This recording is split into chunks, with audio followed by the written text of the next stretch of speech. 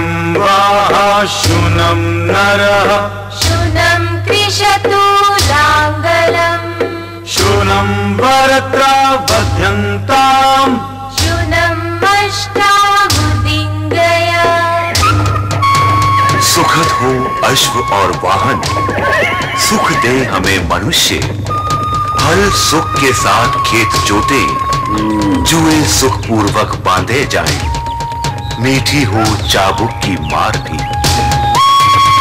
शूनं न फलावे कृपन्तु भूमि शूनं कीनाशाभियन्तु वाहे शूनं पर्जन्य मधुना पयोभि शूनासिरा शूनमस्मासु धत्तम्।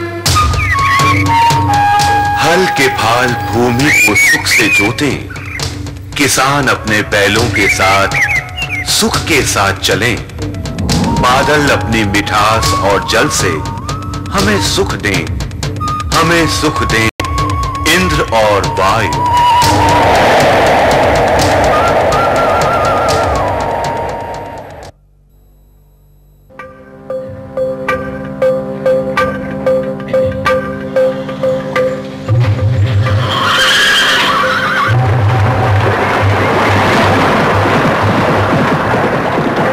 हड़प्पा संस्कृति के अवसान के साथ समय का पहिया थमा नहीं, सभ्यताएं विलुप्त नहीं हुई।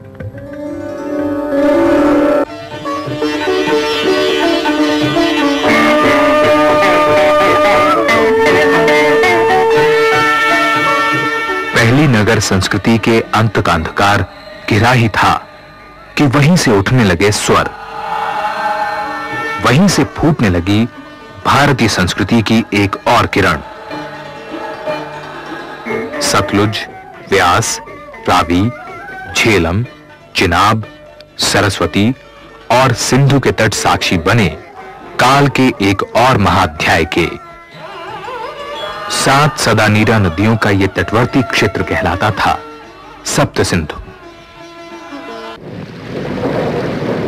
घने जंगलों, उपजाऊ धरती और वर्षा से भरपूर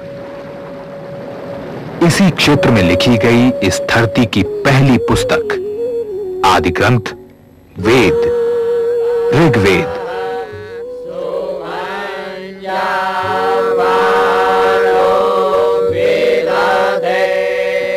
मैं भरत हूं, आर्यों का पूर्वज, सप्त सिंधु की संस्कृति और यहां के निवासियों का ही प्रतिनिधि। हमारे युग को आप संभवतः वैदिक युग के नाम से भी जानते हैं। हमने अपने बाद नगरों के भवनावशेष और अट्टालिकाओं के खंडर नहीं छोड़े हैं। इसीलिए आपके पुरातत्वविदों और इतिहासकारों को हमारे युग को समझने में बड़ी उलझनें होती हैं। हमारा जीवन तो बहुत सादा और साधारण था। प्रारंभ से घुमंतु थे हम, यायावर। कच्ची मिट्टी या धूप में सुखाई हुई ईंटों से बने मकान तो हमारी यात्राओं के पड़ाव मात्र थे। हम हर उस वस्तु से प्रेम करते थे जो हमें जीवन देती। हम जीवन के आराधक थे। सोम और सुरा हमारे प्रिय पेय थे। सोम भांग से और सुरा जौ से बनती थी। प्रकृति के सौंदर्य और उसकी शक्ति को हमने पहचाना था। हमारे देवता थे इंद्र, मित्र, मरुत, अग्नि,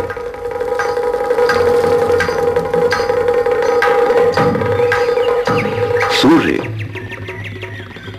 पृथ्वी, नदियों से लेकर नक्षत्रों तक करोड़ों देवता थे हमारे। उत्तर पश्चिमी सीमांत प्रांत के गांधार क्षेत्र से लेकर गंगा यमुना के पूर्वी क्षेत्रों तक हमारे कुछ भौतिक अवशेष बिखरे पड़े हैं। चित्रित और चिकने मृत भांड, ताम्र, कांस्य और लौह के कुछ उपकरण। परंतु हमारी जीवन गाथा, हमारे सामाजिक आचार व्यवहार के सत्य तो छुपे हैं श्रुतियों और स्मृतियों की परतों में।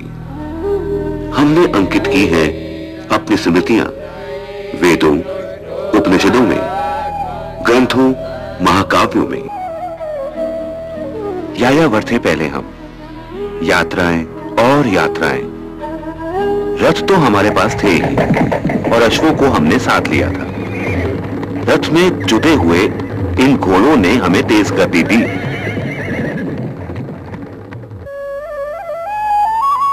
पशुपालक थे हम। हमारा मुख्य धन था पशुधन। गाय, बैल, घोड़े, भेड़ और बकरी। गाय तो हमारी संस्कृति के केंद्र में थी। हमने उसे पृथ्वी कहा। सूर्य का प्रकाश जहां तक पहुंचता है वो समूची पृथ्वी और कुछ नहीं, गौ है।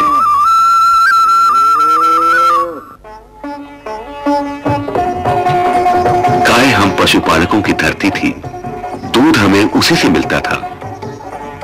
दूध को हमने अमृत माना। घी, मक्खन, दही, खोया, छाछ।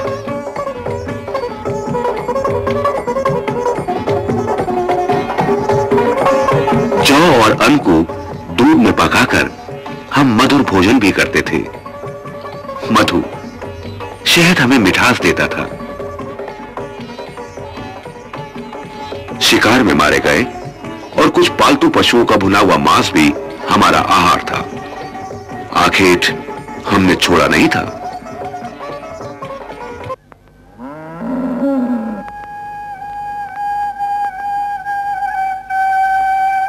इस क्षेत्र में विस्तृत चारागाह थे। गांव वाले अपने पशुओं के लिए चरवाहे रखते थे। हम शाम गोधूली बेला तक उसके सकुशल लौट आने की प्रार्थना करते। हमारा 3/4 जीवन गायों पर ही आधारित था। चोरी और युद्ध होते थे तो गायों के लिए। युद्ध के लिए हमारा शब्द था गवेस्थी, गवेषणा, अर्थात गायों के लिए युद्ध या उनकी खोज।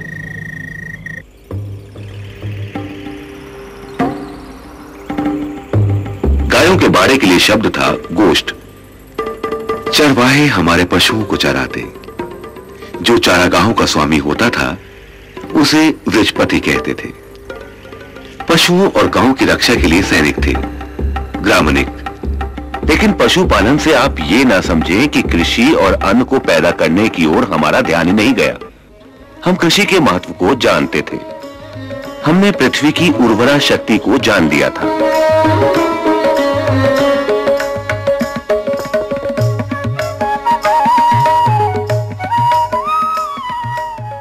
हमने मिट्टी के प्रकार खोज लिए थे। खेती के लिए उपयोगी मिट्टी को हमने उर्वरा नाम दिया था। जिस भूमि पर हम खेती करते उसे क्षेत्र कहते। खेत इसी से बना। उर्वरा भूमि भी 3 प्रकार की थी, कंकरीली, पथरीली। कम उपजाऊ भूमि को कहते आर्तना। अपनस्वती वो भूमि जिसमें थोड़े से परिश्रम से अन्न पैदा होता। कृष अर्थात हल पहले लकड़ी का होता था। इसे हम सीर, सील या लांगल कहते। हल के नुकीले भाग को फाल या स्तेग कहते और किसान को किनाश। बाद में जब धातु के फाल लगे तो कठोर धरती को जोतना हमारे लिए आसान हो गया। हमारे धातु कर्मियों ने ताम्र और कांस्य के अलावा एक महत्वपूर्ण आविष्कार और किया, लोहे की खोज। लोह, श्याम अयस। पाषाण काल में अग्नि और नूतन पाषाण काल में पहिए की खोज ने मनुष्य के जीवन में जो क्रांति की थी, हमारे काल में लोहे की खोज ने वैसी ही क्रांति की।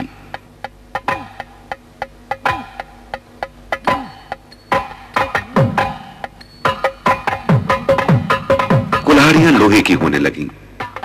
लकड़ी की बेल से जुड़कर वे जंगलों पर टूट पड़ी। खेती के लिए वनों को काटकर हमने नई भूमि निकाली।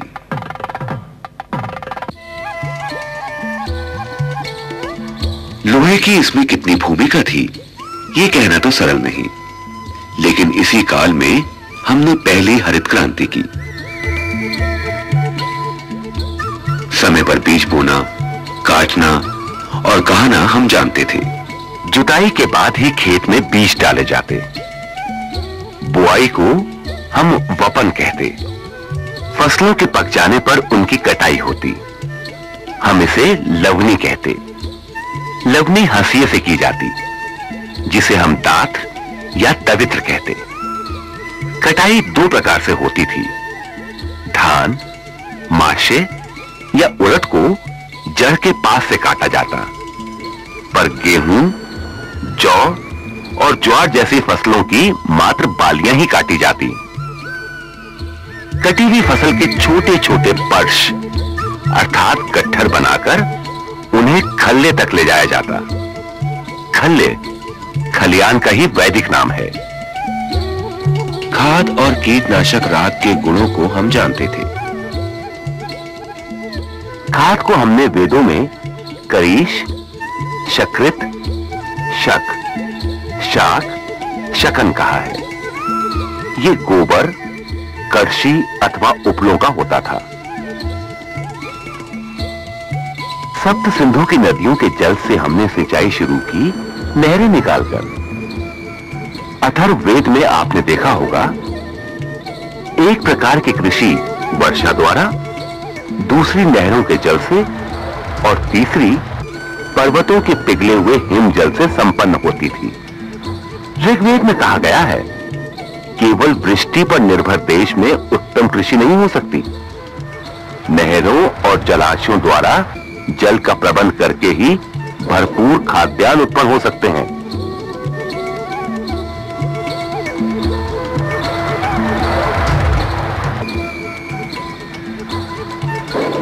काले काले मेघों से भर उठा आकाश, वर्षा आ गई। हम वर्षा से भीगी धरती की जुताई का उत्सव मनाते थे। बैल सरलता से चले, किसान सरलता से परिश्रम करे, हल सरलता से धरती को जोते, सूखे क्षेत्रों में बाजरा उगाते। बाजरा ग्रीष्म को झेल सकता था। सर्दियों में हम जौ बोते, गर्मियों में से काटते थे। जौ, तिल, गेहूं, बाजरा, उड़द, मूंग, मसूर, मोठ, मटर, हम सब की फसल उगाते थे। हमारे ही काल में उड़द और मूंग की खेती भी शुरू हुई। जब हम गंगा यमुना के तटों की उर्वरा भूमि की ओर बढ़े, तो हमने धान की खेती भी अपना ली। यही वे अन्न थे जिनका हवन हम करते थे देवताओं को प्रसन्न करने के लिए।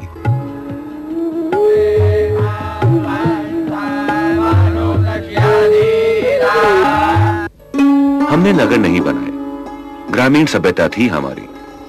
गांवों को हम पुर कहते। खेतों की नापजोक के लिए हमने मापदंड बना लिए थे। कद्दू, और हां, किसी बुद्धू या मूर्ख व्यक्ति को हम कहते थे कद्दू। हमें सबसे प्रिय भी थी कुमड़े और लौकी की सब्जी। वेदों में हमने कहा, सभी कार्यों का जन्म स्थान है भोजन। हमारी पहली मिठाई थी अपूपू अर्थात पुआ, जौ के आटे को शहद में मिलाकर बनाई गई चपाती। दूध में पकाए गए चावल को हम कहते थे शिरौदाना अर्थात खीर। हम जानते थे कि यह समग्र पर्यावरण ही हमारे जीवन का आधार है। मनुष्य और प्राणियों का जीवन वनस्पतियों के साथ अभिन्न रूप से जुड़ा हुआ है। हम जानते थे कि वृक्ष ही हमारे जीवन के आधार हैं। हमारे आरण्यक, हमारे ग्रंथ इसी के प्रमाण हैं। वृक्षों के औषधीय गुणों की चर्चा हमने अथर्ववेद में की है। वनस्पतियों की जड़ों, पत्तों, फल फूल और उनके रसों से हमने अपना चिकित्सा विज्ञान विकसित किया। चरक और सुश्रुत की संहिताओं से आपको पता चलेगा कि हम वृक्षों के प्रकार और पत्तियों की भीतरी बनावट के बारे में भी अच्छी तरह जानते थे। वृक्ष हमारी आस्था और जीवन धर्म के प्रतीक थे। हम वृक्ष पूजा करते थे।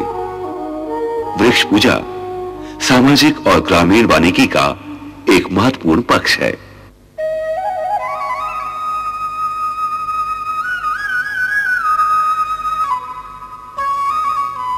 उत्तर वैदिक काल तक आते आते हमारा समाज संपन्न और वैभवशाली होने लगा था।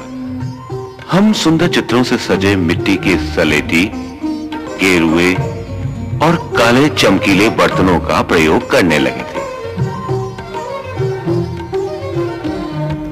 यजुर्वेद से आपको पता चलेगा कि सुगंधित तेल या इत्र बनने लगा था। श्रृंगार और गहने हमारे काल की स्त्रियों को सौंदर्य और सजावट देते थे।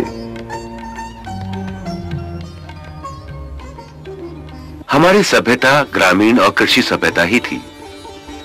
कृषि ने जो संपन्नता दी, उससे हमारा व्यापार विकसित होने लगा। सिक्कों या मुद्राओं का प्रचलन तो था नहीं, लेकिन विनिमय होता था।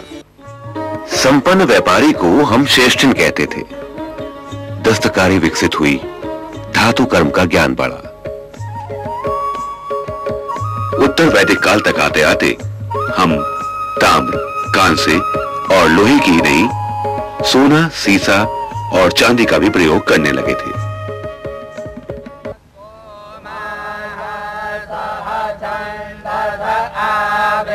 यज्ञ निरंतर होते थे, लेकिन बाद में वे कर्मकांड और अनुष्ठान मात्र होकर रह गए।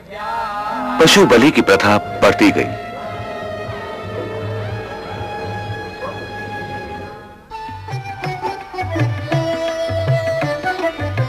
लेकिन आपके समय से लगभग 3000 से लेकर 2500 वर्ष पहले का ये उत्तर वैदिक काल वो काल भी था जब संहिताएं रची गईं। उपनिषदों ने आत्मा को परिभाषित किया। ग्रंथ लिखे गए। ब्राह्मण ऋषियों के आश्रम मंत्रों से गूंजते और वहां ज्ञान बढ़ता।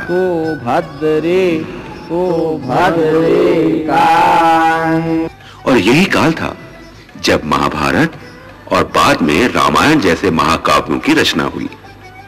इन महाकाव्यों में आपने हमारे युग की अनुगूंजी सुनी होंगी। हमारे काल के किसानों ने जो परिश्रम किया, उन्होंने हमें जो वैभव और समृद्धि दी, उनमें नगरों का और क्षेत्रीय राज्यों का जन्म होना ही था। इसी समय प्रारंभ हुआ हड़प्पा के 1200 वर्ष बाद नगरीकरण का दूसरा अध्याय। आज से लगभग 2500 वर्ष पहले सुदूर पूर्व से उभरा था एक नया स्वर।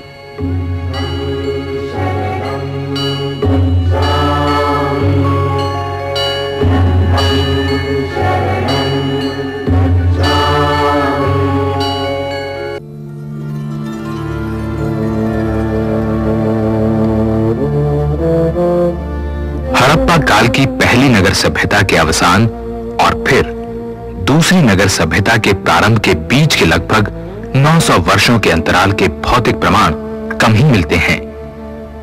इसीलिए इतिहासकार इसे अंधकार काल या छाया काल का नाम देते हैं। लेकिन साहित्यिक वैदिक प्रमाणों के अनुसार इसी काल में पंजाब राजस्थान की धरती से लेकर गंगा यमुना के मैदानों के विशाल क्षेत्र को वैदिक आर्यों ने अपनी कर्मभूमि बनाई। हस्तिनापुर, संगरूर, कोल्डीवा, अतरंजी खेड़ा, चोपनी मानो, मागरा आदि स्थलों की खुदाई में मिले हैं कुछ अवशेष। हस्तिनापुर की खुदाई में मिट्टी पर धान के भूसे की छापें मिली हैं। कोल्डीवा में पाए गए 3500 ईसा पूर्व की मिट्टी के टुकड़े में धान की जंगली तथा घरेलू दोनों प्रजातियों के प्रमाण मिले हैं। संसार में धान की खेती के सबसे पुराने सबूत और महाग्रा में प्राप्त बकरा प्रजाति के पशु के खुर की छाप। स्पष्ट है कि वैदिक काल में भेड़ों और बकरियों का भी पशुपालन में महत्वपूर्ण स्थान था। भेड़ों से प्राप्त ऊन से वस्त्रों की बुनाई विकसित थी। सुई थी ही, अतः अनुमान है कि सिले हुए ऊनी वस्त्रों का प्रयोग होता था। औषधि विज्ञान का भी विकास हुआ। इस काल के अवशेषों में आंवला, जायफल, चंदन, तुलसी, गिलोय, अंगूर, बारा और कुचला आदि के अवशेष मिले हैं। आयुर्वेद में इनका प्रयोग आज भी होता है। यही थी वो पृष्ठभूमि जिसने प्रारंभ किया था दूसरे नगरीकरण का दौर, गणराज्यों और महाजनपदों का आरंभ। और इसी समय ये विशाल भूभाग पूर्व की ओर से उठते स्वरों से गूंज उठा था।